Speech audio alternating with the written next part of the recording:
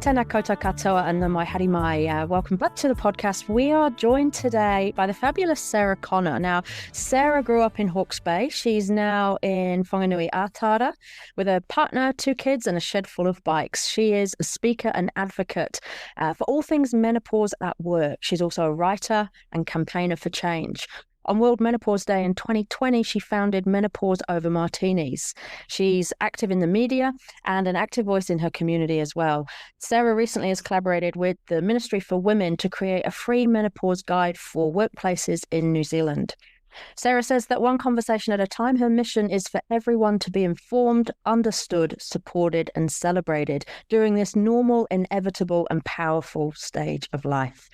Sarah, kia ora, welcome. It's great to have you with us on the show today. Kia ora, and thank you for having me.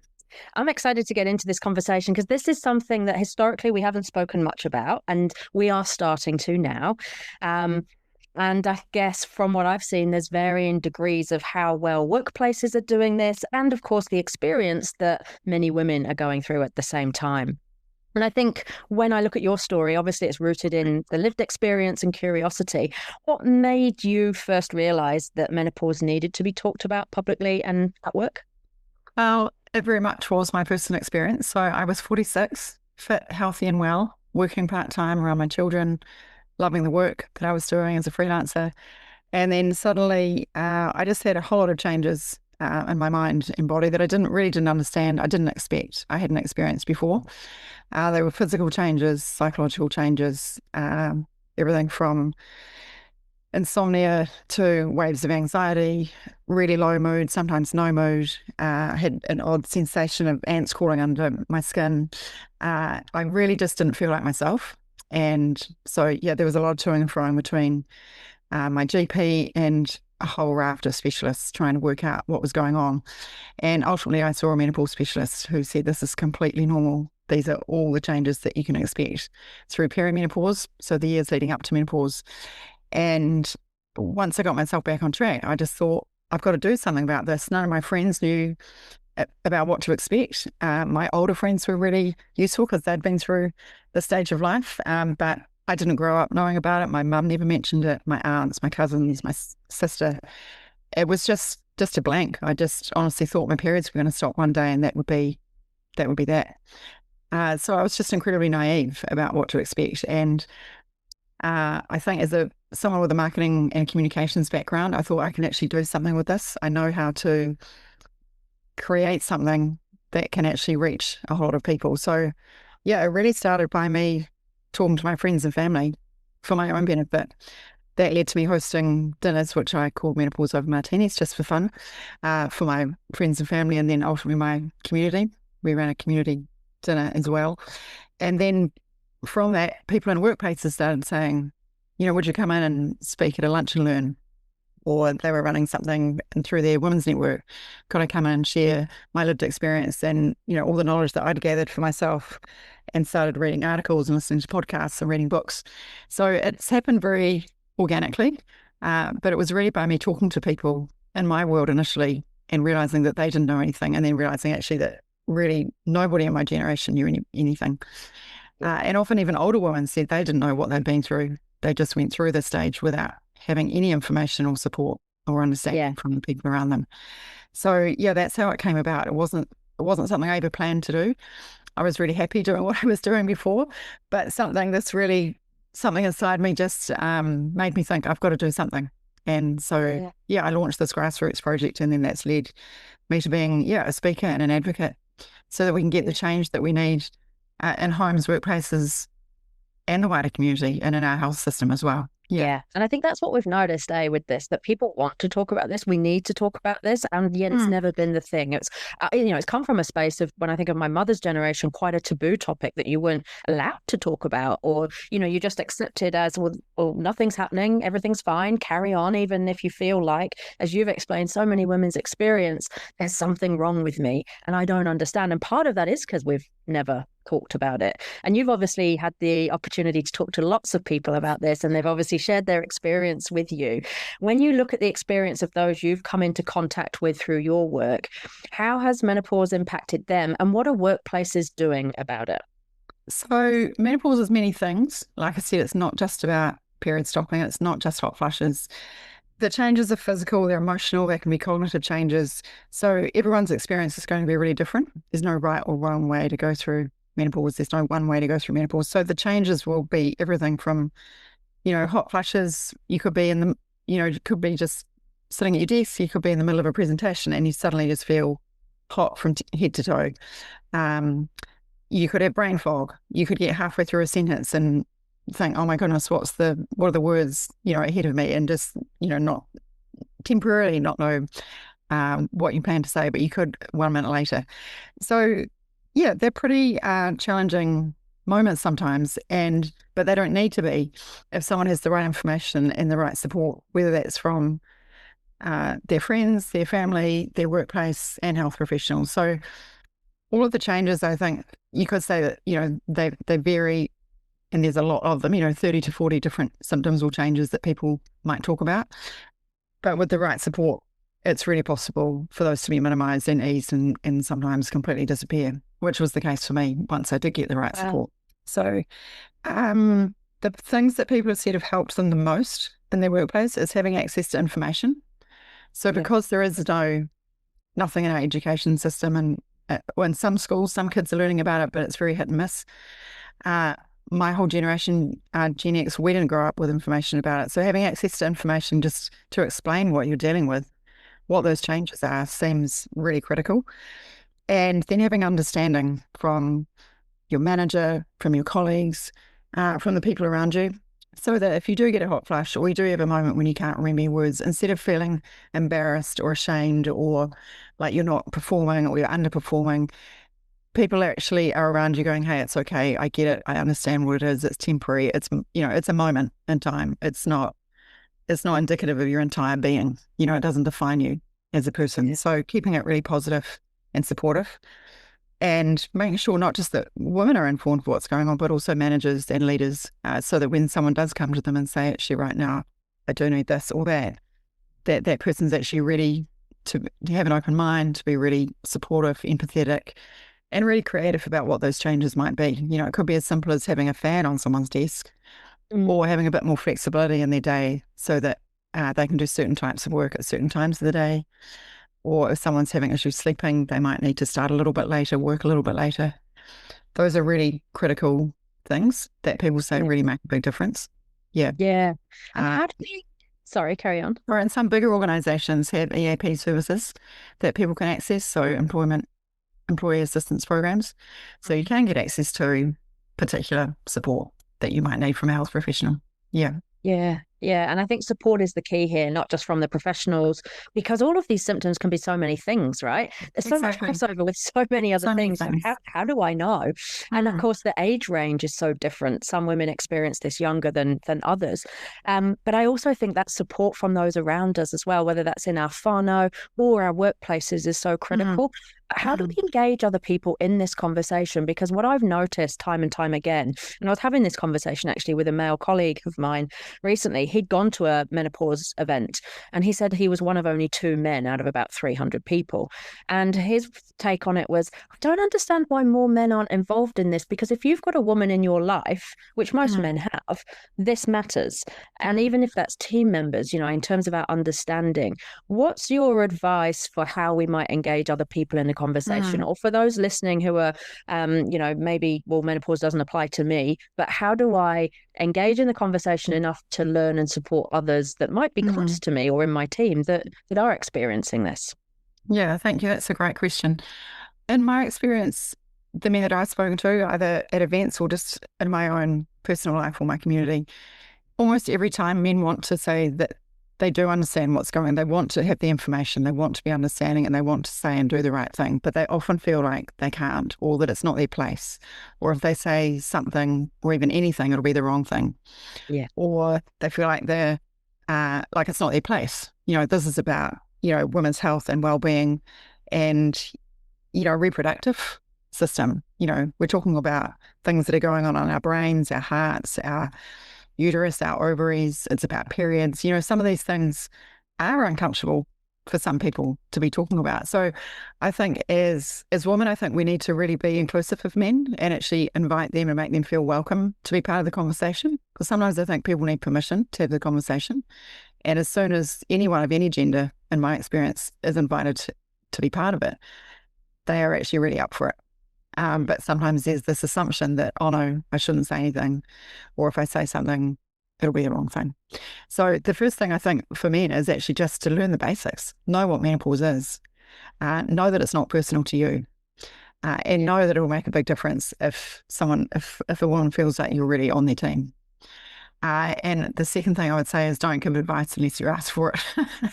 Because I know this is good advice in any situation, right? Yeah, it is. But it's really tempting, when you see someone who's struggling or going through something that's challenging and you think, oh, I really just want to, make that all good again, to jump in with answers or have you tried this or, oh, my best friend did that or my mum said. Those things aren't helpful unless someone actually says, hey, have you got any ideas? So I think listening is the first thing and keeping a really open mind about what help might look like. Help and support is really different for different people at different times. Menopause doesn't go along in a straight line. So what someone needs one day could be really different from the next day or 1 week to the next week or 1 month to another month or year to year, actually. So keeping a really open mind around what that help might look like. Sometimes it's just a listening ear. Sometimes it might be, hey, let's sit down and actually think through a work plan. Like how could this be changed to make it easier? Is there anything, physical in the office or in your workspace that might make it easier? Things like organisations with uniforms, they're often made of polyester, synthetic fabrics that don't breathe very well. And if you're someone who has a lot of hot flushes, that's really uncomfortable, makes the whole situation worse. So, yeah, there are some physical changes that can be made to workplaces.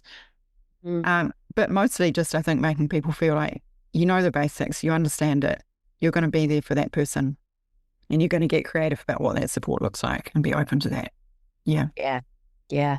I think when I listen to the raft of symptoms that women share, it's not surprising that this can really impact confidence and sense of self, particularly when you're in meetings and forgetting words or you've got the brain fog. You just don't feel yourself. And so being able to be in those spaces where you've got to, perform at your peak and you're in charge of everybody else and all these other things. I think for me, the irony with menopause is that it often happens at the peak of our careers, the age where we've kind of gotten to the top of the ladder, if you like, or in our field. And therefore, I think there's this fascinating, I guess, piece where this collides, that you're at the peak of your career and you're suffering with some of these symptoms that might give you a crisis of confidence. What's your advice of navigating that space? Because I can see so real how this must undermine women's confidence at a time where they need it most. What's your kind of experience in that space and advice to women who might be feeling that right now? I think the most important thing is working out what you need based on what your experience is. It's really easy to look across a room or a workplace or think about how your best friend is managing through menopause and think, oh, I should just do what they're doing. Or that worked for them, I'll try that. And sometimes that's useful, but mostly I would say, sit down and be really honest with yourself about what you need. Do you need to just change the load of the work that you're doing at the moment, like reorganize it? Are there times when you need to do less in a day and more on other days? Are there times when you actually need to bring in other people on your team to help you out and actually get through a particular project or reach a particular deadline? I think sometimes we can be afraid to ask for help because it looks like we're not coping or we're underperforming. And then we get into this kind of cycle of, if you've got to stiff up a lip, then the people around you just think that you are managing when actually you're not managing. So I think we do have to be quite brave about being clear about what it is we're dealing with and what support we need, whether that's from a workmate or whether that's from a manager or someone, higher up the chain, or HR or people in culture or learning and development. Like, just kind of build that community and build that network of people around you to get the support that you need, because it doesn't last forever. This is something I think we have to remember. Menopause is generally a 2 to 10 year journey, I guess. And for some people, it's not long at all. and, they get through and they don't really notice it. And that's amazing. That's great. But other people can be impacted, massively, and they do need support from their GP, from their workplace, from their friends and family, partner, etc. So, yeah, my main piece of advice, I think, is just be honest about what you need and then go about getting the support that you need, so that you can continue to do your job and be the best person that you want to be. It's about your quality of life. It's not about anyone else's quality of life. Yeah. Yeah, it's great advice. And I think so often, we look to other women to support us in this space as well, because there sometimes is this sentiment of, well, it was hard for me, or I didn't have any support, or actually I flew through it and it was a breeze, so everyone else needs to just get over it.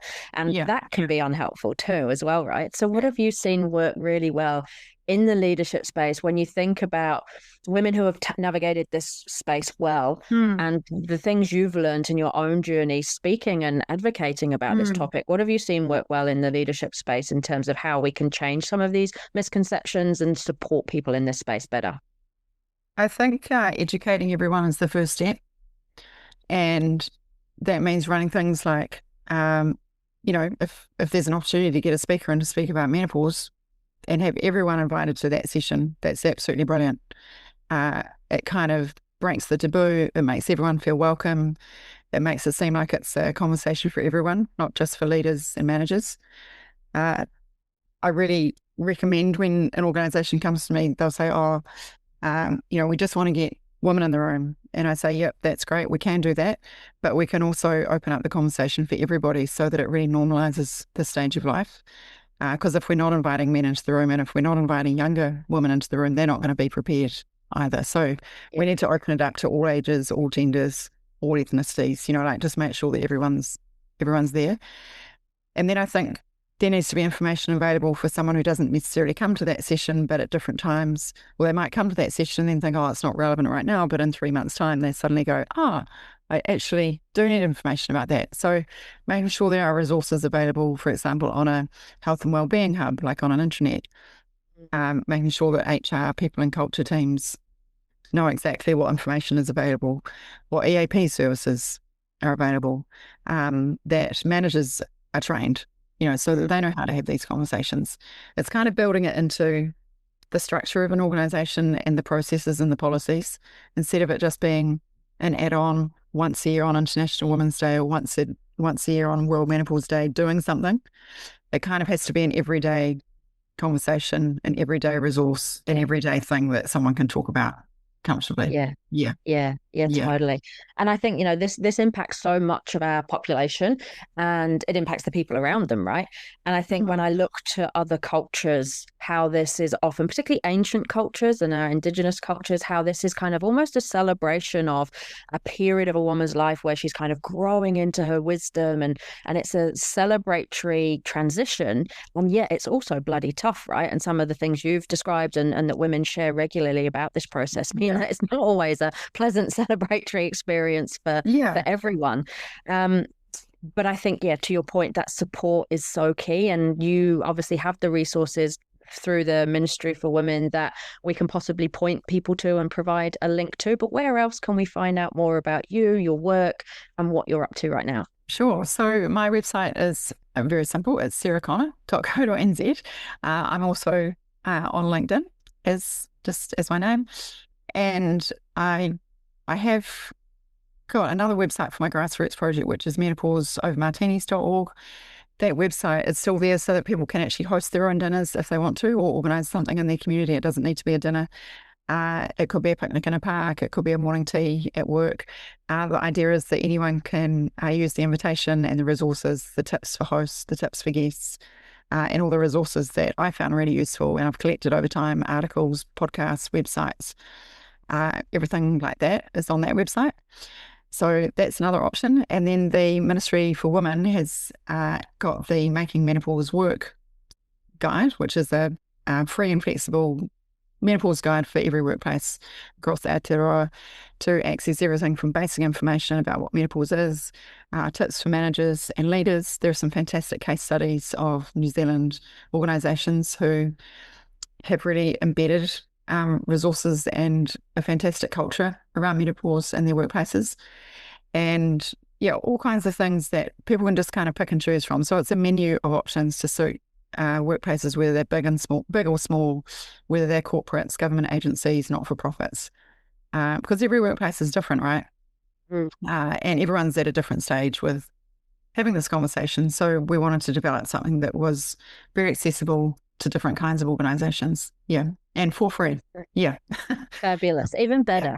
Yeah. Sarah, look, it's been an absolute pleasure to have you on the show today. And thank you for sharing not just your experience, but your wisdom and expertise in this space as well. And I'm sure, I'd offer the invitation to anyone listening in who's thinking, God, yes, this sounds a lot like me, to reach out to Sarah, all those resources, the groups. There's a wealth of information about this now out there, and more support, which I think can only be a good thing. So thank you so much for joining us today on the show. It's been a pleasure to have you. Thank you.